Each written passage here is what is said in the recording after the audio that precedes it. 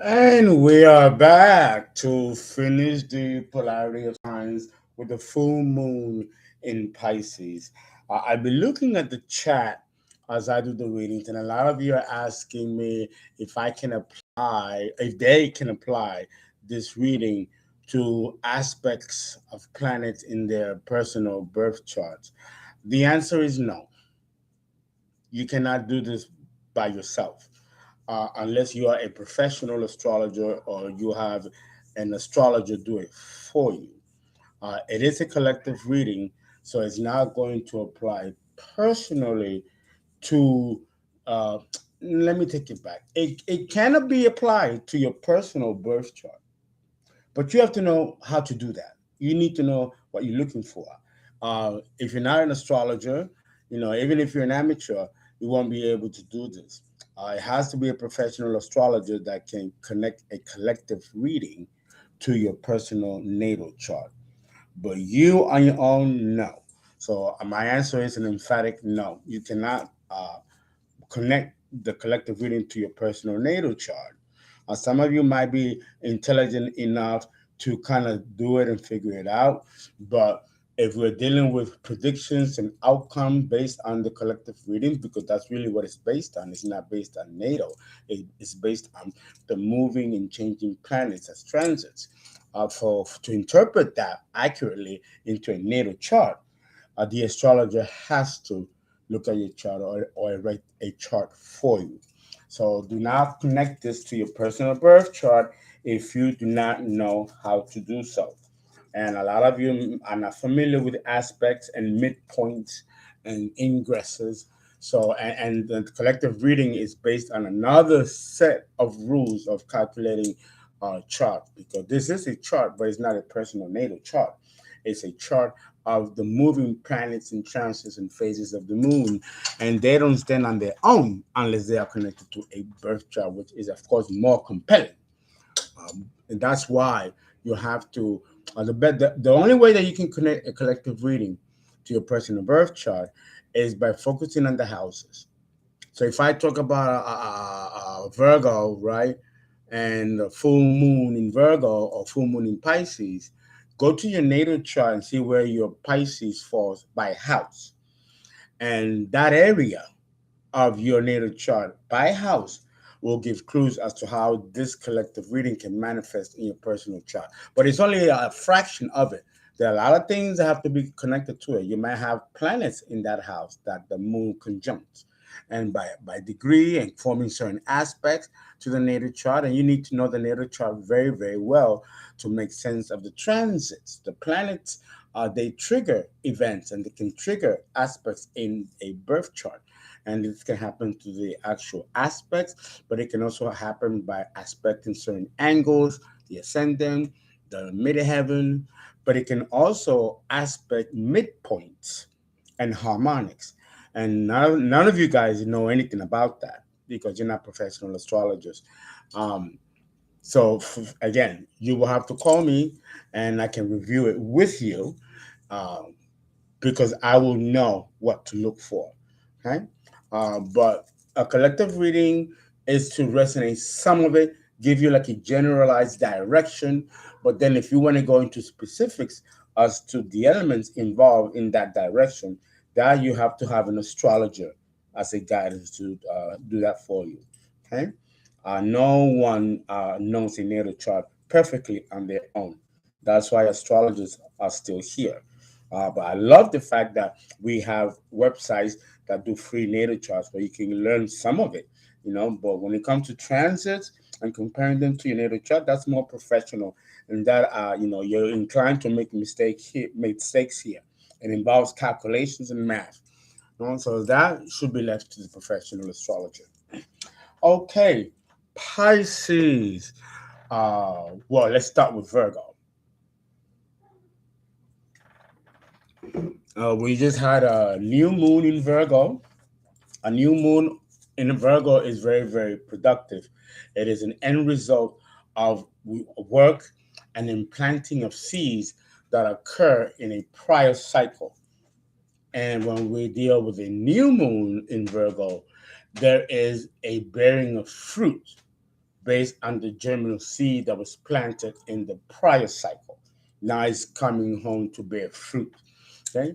Uh, the full moon in Pisces is illuminating the solar seventh house of Virgo. Uh, Understand that the full moon in Pisces brings light, illumination to secrets and underhanded activity. Pisces rules the sign of sorrow, the 12th house, right? Karma, you know, very difficult house, house of a lot of karma and a lot of sorrow. It's called the house of sorrows. And Pisces and Neptune are also associated with pain, karma, past lives, past actions that need to be balanced, karmic retribution, and sorrow. Also, sickness and transitioning, actual death.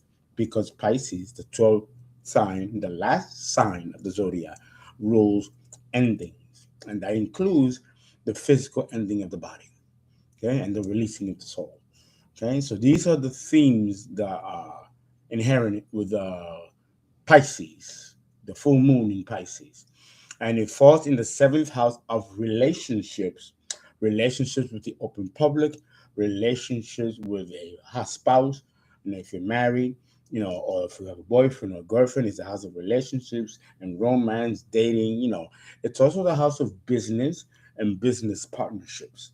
You know, all these things can be affected either in a positive way or in a negative way, since we have two fishes flowing in opposite directions. One can be a negative experience and one can be a positive experience. Okay? It's also a sign of duality, like Gemini, right? Right? The twins. So there's duality here. And usually with Pisces, it's good or bad. But then again, this also can be seen in a higher perspective intellectually that can kind of like demystify anything that is associated with spirituality associated with Pisces. It's kind of hard uh, to look at it from a different way other than a spiritual, because Pisces is all spiritual, and the moon also rules Cancer, water sign, and then it also rules spirit. So we cannot rule that out. Okay, so beginning with Virgo. Virgo, how is the full moon in Pisces falling on your solar seventh house going to affect you this month emotionally, or to the point of making choices, making movements, or just reaching a certain level of balance and satiety and contemplation, just for simply knowing something, you know. And I hope this reading can give you that clarity. Virgos always seek clarity and want to see things in a logical way. Mercury, your ruler, is retrograde. So it's a time to reflect and contemplate. And with the full moon in Pisces, which is your opposite sign, it's a great way to objectify emotions, emotional feelings, responses, all the emotional actions of other people, right? Now, what drives them to make the choices that they do based on emotions that maybe might be difficult for you to understand from another Virgo? You always have an issue with understanding and trying to make sense of other people's emotions, particularly your own, Virgo. So let's see how this full moon will affect you. The full moon in Pisces is illuminating your solar seventh house. Again, this is a collective reading. Take what resonates, leave what doesn't. Understand that feminine and masculine energies can be carried by either sex. Men can carry feminine energy and women can carry masculine energy. Okay? Do not make something fit. All right? For that, get a birth chart done, and then that can be done, but not this way. Try to. Okay. Let's see. Okay, the first card is in the reverse, and it says, "A new start is coming." the new moon. So, okay, so it is in the reverse. So maybe there is a hold or there is a temporary manifestation of a new time. So and again, this makes sense since Mercury is retrograde and Mercury is your ruler, uh, Virgo. Okay, the next card is also in the reverse. Show the world the real you. Show the world the real you. But it came out in the reverse. So you're not showing the real you. Maybe it's time for you to show who you are, the real you, and be comfortable with that, Virgo. Okay. On the second week, first card we have the card in the upright. Here it says, confidence is your key to success. The new moon in Leo.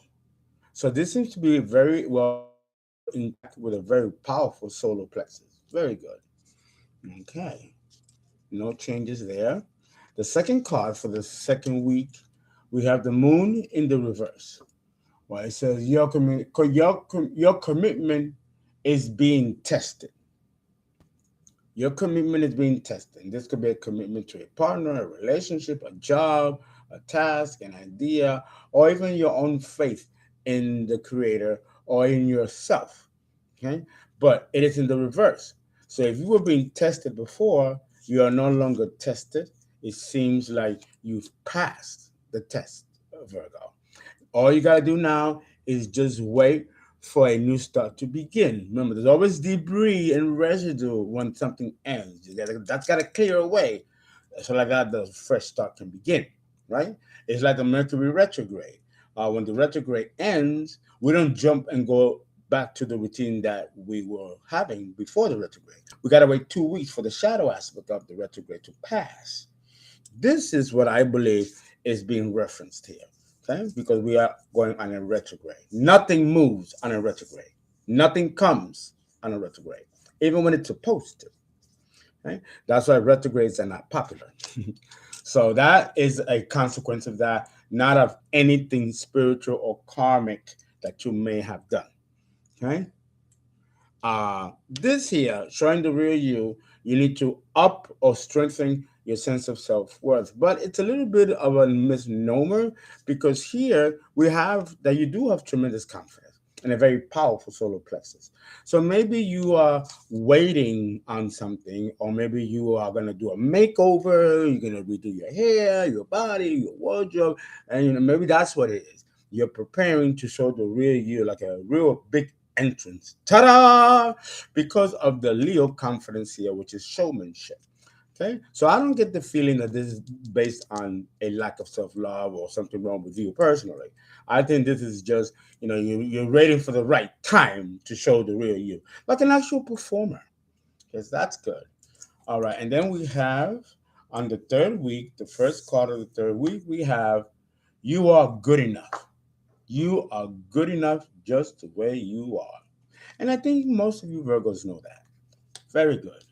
The second card for the third week, we have work through your fears. The new moon in Scorpio. Work through your fears. Okay. And it seems balanced to me. I don't think there's a particular issue here. Okay. And then on the last 2 or 3 days before the end of the month, before the moon ingresses into the next sign or house, we have the voided course moon. And here we have communication is key. Okay. So maybe you need to make a choice as to communicate something or to someone, or be open to receiving communication about a situation or from someone. Okay? And this can go either way. The choice is yours, Virgo. All right, very good. Let's look at the subconscious aspect of Virgo, which is Pisces, where the full moon is. So this will be very, very important for the Virgo Pisces polarity, since we had a new moon in Virgo and now we have a full moon in Pisces. And these effects last 3 weeks to 3 months, sometimes as much as 6 months. Okay, so this polarity here is the effects of this polarity of Virgo Pisces will be very long lasting, at least for a good 6 months when it started last month. Right? And wherever Virgo and Pisces falls on your natal chart by house is where these transformative changes will begin to occur, because both Virgo and Pisces are mutable signs. So that means that they're changeable. So there's going to be fundamental changes going on in the houses of your birth charts wherever Virgo and Pisces fall. And if there are planets there and midpoints and harmonics and other aspects, that also enhances the reading. But this is something that should be done by a professional astrologer. Okay, what is the subconscious processes? Here now talking about Pisces.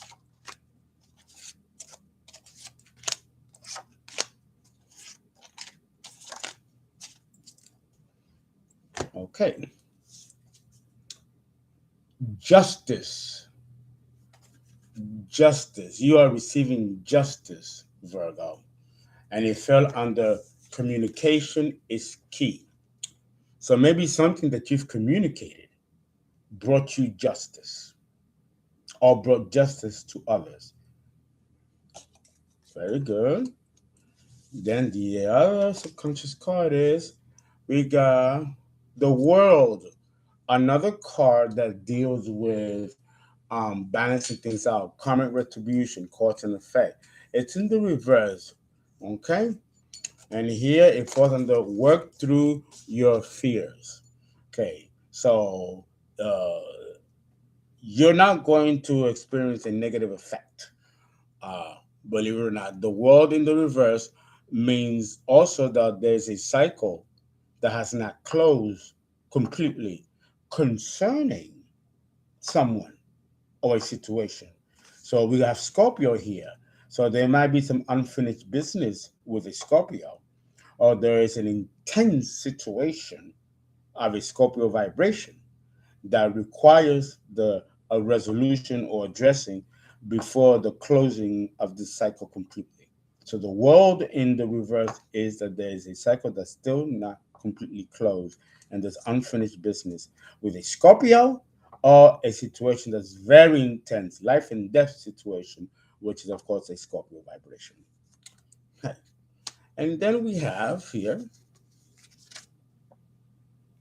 the Seven of Pentacles. The Seven of Pentacles talks about, uh, it's funny. The Seven of Pentacles is about witchcraft and spell work in the reverse.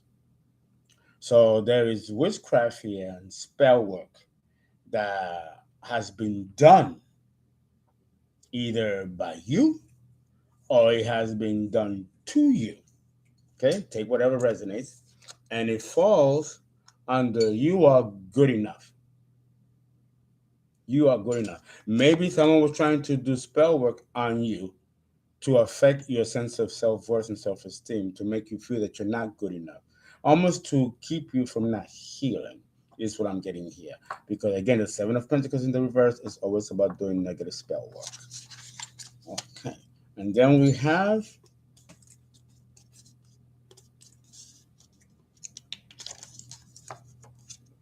the Page of Cups. The Page of Cups is an offer of apology. And either you want to apologize to someone or someone is trying to apologize to you. It fell on the moon card that's reversed. And that is your commitment is being tested. Okay, you're committed. So you passed the test. You're no longer being tested. And someone is trying to apologize for what they put you through. They were a symbol of the test that you've passed. Or you might have caused this to someone else. So take whatever resonates. And then here we have the Five of Swords. The Five of Swords and the upright talks about poverty. Okay, losing everything. It came out in the reverse position, which means that you are not going to experience this. And if you had in the past, you are no longer going to experience hardship or poverty, because confidence is your key to success. And you have tremendous confidence in yourself and in your abilities, in your talents, which is why you're not going to be poor. This is the combination of the self-made man or woman. You got this and did this on your own without anyone's help. This naturally can bring about envy and jealousy from others. And then here we have the Hermit, Virgo, in the reverse. So you're out there. You want to be seen. You want to be out and about. So the card is interesting. You are, and I was right. This isn't based on any kind of hurt or worthlessness or feeling bad. The Hermit in the reverse is getting out of hermit mode, getting out of seclusion, getting out of isolation, and going out and showing the world, hey, here I am, okay? Because it fell under the card, show the world the real you. And it's in the reverse. But now I understand is that you're getting ready to do a show. You're getting ready to do an entrance because the Hermit in the reverse is going out and showing the world. It's not happening yet because it looks like you're preparing for maybe getting your hair done or getting an outfit or about to do something to go, here I am, da-da. Showmanship. Again, with the Leo and the upright, very strong energy. Okay, yeah, I kind of figured that. And then the last one we have, the Tower. Woo! Uh-oh. Uh-oh. Uh-oh. Virgo. You're experiencing a tower moment. Or you're about to experience a tower moment. But it feels empty. It feels empty to me. I don't know why. I don't think you're going to be affected by this tower. It falls on a new start is coming. It's in the reverse. So I'm guessing that in order for a new beginning to start, there has to be a tower moment. You have to experience a tower moment. And it's going to be uncomfortable, but it will clear this, and then you can have a new start. I don't get the feeling that the tower is directed at you, but the tower could be directed at something that has been blocking you from moving forward because it is a new start. Maybe the new start is supposed to have started already, but because there's some kind of blockages or something going on, it's like the universe is going to present this tower to completely abash away any blockages that may prevent this new start from beginning, Virgo. Okay, very good. Very good. So it's almost like a waiting game and also a sweeping game. Clean up debris of the last cycle. There's still some debris left. When it's completely washed away, then the new cycle will begin and the abundance and blessings will come. And it can come in the form of a partner or a partnership with the full moon in Pisces illuminating the seventh house of new business, new partnerships, new opportunities, both financially and also romantically. Right? But until this tower moment occurs, Virgo, that door will not open. So expect a tower any moment. All righty. Very good. Very good. And now we are going to go with the star of the zodiac, in which we have the full moon taking center stage, and that is Pisces. The full moon in Pisces illuminating the first house of the personality, how people see you, how people view you, your self-image, even your general outlook, and even how you see and view yourself. Right? With Pisces illuminating and with Virgo in the seventh house and its opposites, we don't do a shadow counterpart for Pisces. We use Virgos because of the new moon and because it falls on its opposite polarity, and we have it on this opposite polarity in the seventh house. So it'll be the same. So we don't do Virgo subconscious. Okay, 3, 6, and 7.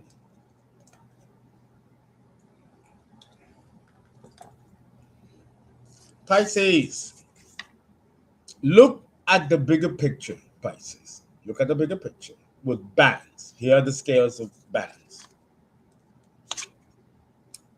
A new romantic cycle begins. It could be a Virgo. You got Virgo in the seventh house, in the solar seventh house. Very good. Or Mercurial. Could be a Gemini too. Very, very good. And again, we see the scales of Libra. It'll be balanced. Here again, we see the scales of Libra. Okay, balanced. Very good. That's why we're not doing the shadow of Virgo, because it's the same thing. It's showing the same balance, which refers to Virgo. Then we have nothing will come of this situation.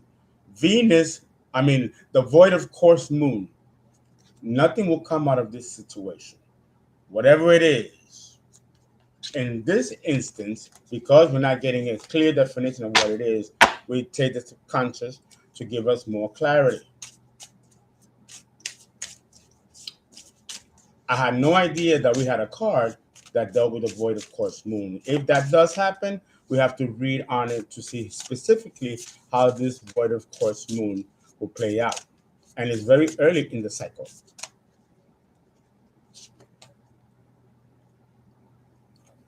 The Two of Wands, direction, a positive direction. If you take a clear direction, expecting something because you're taking this new direction, nothing will come of it, is what they're saying. Let's put on another card. Here we got the Seven of Cups. Seven of Cups talks about fantasies and illusions. There are no fantasies or illusion. The bubble has been popped. So going into a direction where there's reality and there's no illusion, if you're trying to gain from that illusion, it will come to nothing unless you're honest about your intentions. It's really what that's about. Right? And then we have, again, second card of the second week. You and your loved ones are safe. This is beautiful. You and your loved ones are safe. This is fantastic. Okay. And then we have on the third week, the first card, we got Leo. Confidence is key for everything. Okay. But he also says, don't let your pride stand in your way. Because that's the opposite shadow polarity of Leo. Okay. The pride. Pride comes before the fall. The second card of the third week, we have meditate and contemplate the new moon in Pisces. Yes. Yeah. And again, this refers to Virgo as well, which is why we're not doing the shadow counterpart of Virgo, because it's the same message. It's the same polarity. It's rare when that happens. And then again, we have the Virgo card here. The answers you need are coming. The answers you need are coming. And they are coming because you are going to go inward and find the answers inside. Okay? Very good. Very good, Pisces. Very good, Virgo. This is very good. Wonderful reading. Okay? So expect, changes. Some good, some not so good, but still manageable though. It's still manageable. Okay? With the retrograde Mercury, it also gives you a chance to relax, do some downtime, and prepare by doing nothing for the next cycle. Please donate, give freely, give generously. This is your channel. My information is in the information box below. If you want a reading or tarot reading or birth chart, I'm up this morning and we are ready because it's retrograde. So, we take it easy.